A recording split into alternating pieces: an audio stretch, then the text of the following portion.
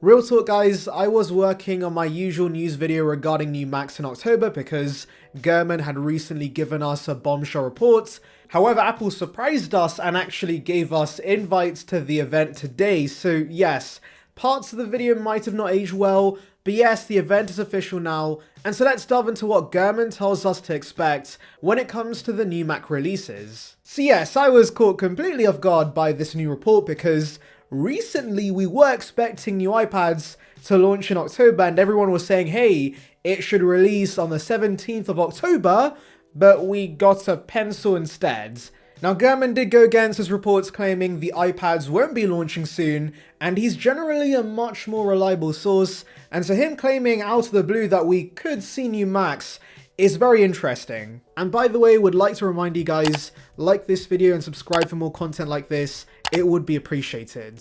But actually, there has been a few things pointing towards new Macs. For one, Mac Rumors has got info from a pretty credible source that Apple will begin accepting trade-ins for new Macs, and I'm guessing these will be the Macs released in June, so that's the 15-inch MacBook Air, the Mac Studio, and the Mac Pro. Now, yes, I know what you're thinking, how is this a reference to new Macs? Well, you see, Apple doesn't let you trade in a product they deem new. You might have seen this tag on their site, and while currently the newest Macs are those three models I just mentioned, and so if they're now suddenly accepting trade-ins for them, then of course, something newer is launching soon. Not only this, but Takara has told us we could see M2 and M2 Pro iMacs arrive soon with Bluetooth 5.3, Wi-Fi 6C, and Thunderbolt 4 ports. They had also mentioned that custom 24-inch iMac configurations were facing delays up to a month, and so they could be onto something, considering they were one of the only sources to mention a new pencil would launch soon,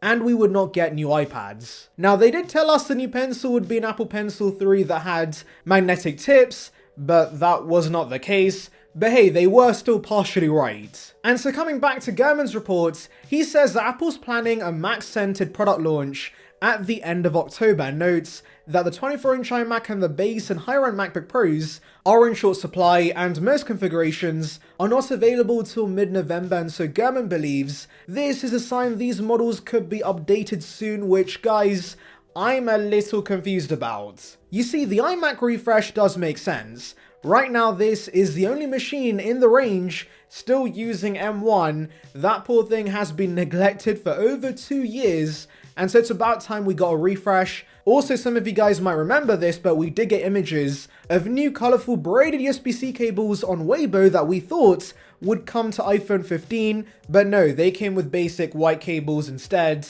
And so this might have been for the new iMac all along, considering the iMac right now does have colored cables, and this model should get some new fancy colors. Not only this, but some have also mentioned that this new iMac refresh is the perfect opportunity for Apple to get rid of Lightning for good and switch the Magic Keyboard, the mouse, and the trackpads to USB Type-C, and yeah, I can see that happening, and it does make sense. But those are probably the most exciting changes about this iMac because, internally anyways, this will probably be getting the M2 chipset, which has been out for over a year at this point. It's only slightly faster than M1, and so you're not really getting much of an upgrade here, guys. In fact, it's annoying that updating this now months before the M3 transition, because we know M3 is going to be a much bigger update, with it being based on the 3nm process, and so they should wait for that in my opinion. However, logistically speaking, we've heard Apple has loads and loads and loads of M2 chips lying around in their warehouses, because new Macs haven't exactly been flying off shelves, and so they've got to try and throw M2 into everything, which is likely why they're releasing this now. Also, I know Takara says an M2 iMac is in the works, but there's been no explicit mention of this from Mark Gurman. He does say the iMac Pro has been postponed for now because of cost reasons, and so Apple has to adjust, but I don't see that resulting in the 24-inch iMac getting the M2 Pro chipset. I think Apple's positioning the Studio display with either the Mac Mini or the Mac Studio as the ideal alternative for the larger iMac Pro. But now let's get into the more confusing parts of this report, which is the MacBook Pro being updated. As I said, I don't see the M3 chips launching this soon, and Gurman does once again reiterate the MacBook Air with M3 chips are going to be launching in early 2024, so what exactly is going to be new with the MacBook Pros? especially considering the higher end models were just updated in Jan. We did get one sketchy report from Digitimes claiming we could see new MacBook Pros with more efficient mini LED panels launch later this year, but how would Apple even market that if that was the sole difference with this new model? It's such a minor thing that most won't care or notice. Since Digitimes doesn't mention anything about higher brightness, it's just that the more efficient display can now output the same brightness whilst using less power, but I doubt it's going to make that big of a difference battery-wise, and so this can't be the main change with these MacBooks. And so the most likely scenario is that we see higher bin versions of M2 Max and M2 Pro that were originally rumored.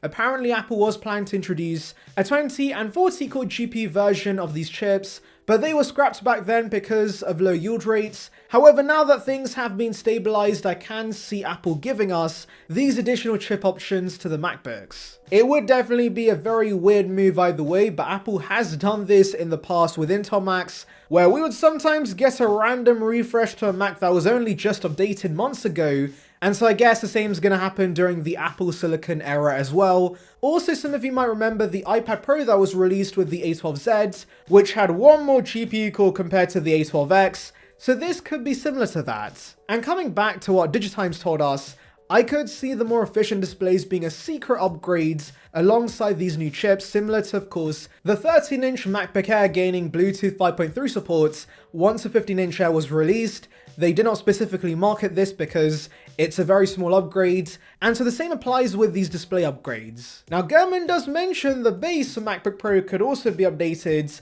and this just puzzles me, guys, because the MacBook Air is not even being updated yet, and so I can't see this gaining any sort of internal change, and so hopefully this update is just dropping the machine from the range, because this does not need to exist, guys. The base MacBook Pro used to make sense when the Intel Airs could only open one single Safari tab before it overheated itself to death, and so for anyone looking for a more powerful machine on a budget, this 13-inch Pro was undoubtedly the machine to get. However, now with the M-series chips, we have a ridiculously powerful MacBook Air that chews through 4K content without breaking a sweat, and so there is no reason to have a Pro variant when the Air already is kind of a Pro machine. Anyways, let me know your thoughts in the comments, make sure to like and subscribe for more content like this, and thank you for watching.